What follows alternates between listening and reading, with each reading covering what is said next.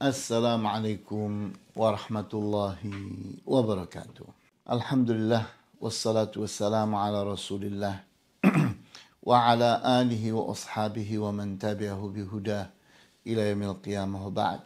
Ikhwani wa akhwati fid din, a'azzakumullah. Kali ini kita ingin berbicara tentang tips dalam melatih disiplin waktu. Disiplin dalam menggunakan waktu dan mengatur pemanfaatan waktu secara tepat, efektif, dan efisien adalah suatu sikap yang terpuji dan mesti dilatihkan kepada anak semenjak kecil. Untuk bisa berdisiplin dalam hal waktu, hal itu memerlukan kesadaran, azimah, dan tujuan yang besar. Karena waktu tidak pernah berkompromi. Bahkan selalu bergerak meninggalkan manusia dan tidak mau kembali lagi. Kesadaran adalah pengertian akan kebutuhan. Jika dikaitkan dengan waktu, maka akan muncul pertanyaan. Apa manfaat waktu? Maka jawabnya, semua kegiatan manusia membutuhkan waktu. Dan tanpa waktu, manusia tidak bisa berbuat apa-apa.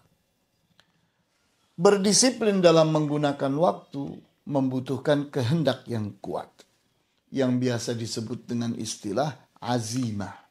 Jika tidak ada tujuan yang besar, maka azimah pun tidak pernah ada, karena azimah itu lahir dari tujuan yang besar.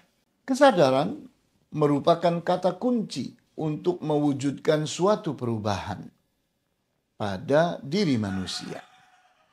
Tanpa kesadaran, perubahan itu sulit diwujudkan. Kesadaran sangat diperlukan dalam memperhatikan kepentingan orang lain. Namun, untuk mau dan mampu memperhatikan kepentingan orang lain, dibutuhkan kesadaran yang kuat.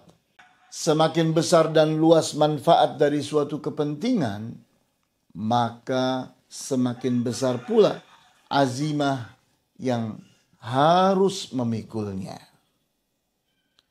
Azimah itu ibarat pasak, yaitu lubang yang digali untuk menanam tiang pancang. Sedangkan kesadaran itu ibarat tiang pancang yang akan menopang bangunan di atasnya. Berikutnya, kepentingan itu ibarat bangunan yang ukurannya sebesar dan seluas manfaat yang ingin dihasilkannya. Jadi kita melihat di sini bahwa di saat kita berbicara tentang bagaimana kesadaran dalam berdisiplin terhadap waktu, kita membutuhkan 3 hal ini. Adanya azimah, adanya kesadaran, dan adanya suatu keinginan atau perhatian terhadap kepentingan yang besar. Adanya tujuan yang besar. Tentunya ketiga hal ini harus dibangun. Kita ibaratkan bahwa azimah itu seperti lubang yang kita siapkan untuk menanam tiang pancang. Dan kesadaran itu kita ibaratkan seperti tiang pancang. Dan berikutnya lagi, di saat kita berbicara tentang kepentingan, itu ibarat sebuah bangunan yang ditopang oleh tiang pancang itu. Azimah hanya bisa tumbuh pada manusia yang memiliki kesadaran yang tinggi, yang selalu memikirkan kepentingan orang banyak. Menumbuhkan azimah pada anak dilakukan dengan menumbuhkan kesadarannya, yaitu dengan menumbuhkan perhatiannya kepada kepentingan orang banyak. Bukan sekedar memperhatikan dirinya sendiri.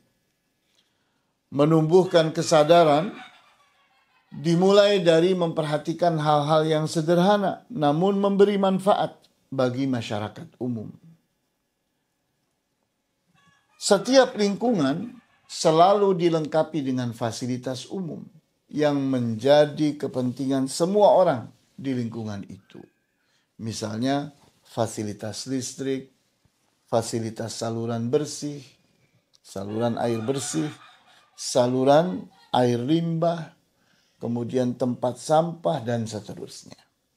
Nah, merawat fasilitas-fasilitas umum tersebut agar tidak rusak dan tidak dikotori oleh orang, itu mestilah menjadi perhatian semua orang yang ada di sana.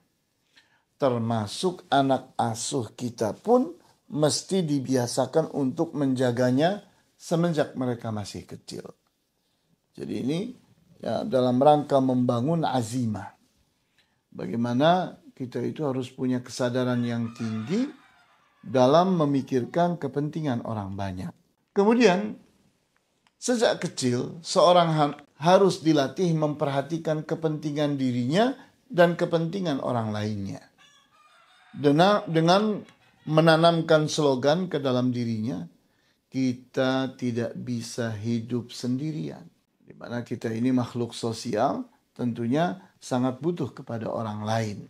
Menyibukkan anak dengan berbagai kegiatan, dengan berbagai kepentingan, akan menjadikan anak itu berpikir, bagaimana harus mengatur waktu? Karena banyak hal yang harus dikerjakan. Kita harus merasa senang jika melihat orang senang.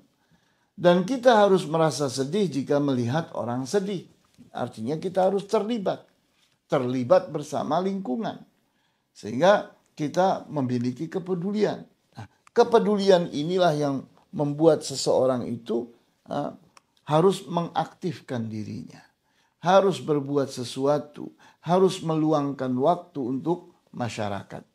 Jika masyarakat di lingkungan kita merasa sedih karena menghadapi kesulitan dan keterbatasan dalam memenuhi kebutuhan mereka, maka kita pun harus memikirkan jalan keluar dari kesulitan mereka. Tujuan besar akan lahir dari manusia yang selalu memikirkan kepentingan orang banyak. Tidak sekedar memikirkan kepentingan dirinya sendiri. Sehingga dari sini kita lihat seorang anak itu harus berhasil membangun perhatiannya kepada kepentingan dirinya dan kepada kepentingan orang lainnya. Jangan tumbuh hanya egoisme belaka. Di mana seorang anak dari kecil hanya perhatian untuk dirinya saja. Tidak punya perhatian kepada orang lain. Orang yang seperti ini sulit untuk kita harapkan bisa berdisiplin. Kemudian berdisiplin dalam menggunakan waktu dan mengatur pemanfaatannya adalah sikap yang lahir dari kebiasaan yang telah tertanam dalam tempo yang panjang. Waktu mesti dilihat sebagai sesuatu yang berharga dan terbatas. Maka harus ada upaya dalam mengatur pemanfaatannya agar waktu tidak terbuang percuma. Anak semenjak kecil mesti dibiasakan memperhatikan setiap kegiatan. Kemudian juga dilatih bagaimana menepati waktu untuk setiap kegiatan tersebut. Dan juga dilatih bagaimana mengatur waktu secara tepat dan memperhatikannya. Pembiasaan untuk bisa berdisiplin terhadap waktu bisa dimulai dengan setiap anak itu ditanya, hari ini kamu akan mengerjakan apa saja? Masing-masing kegiatan itu nanti jam berapa? Maka berikutnya dikontrol. Nah, kalau tadi misalnya dilakukan di pagi hari, bertanya tentang jadwal kegiatannya apa di hari itu, maka di sore hari dikontrol. Ditanya anak itu, apakah kamu menepati setiap kegiatan yang dijadwalkan? Nah, di saat anak itu selalu ditanya dan dikontrol seperti itu, maka dia akan terpicu untuk bisa berdisiplin. Terbiasa berdisiplin.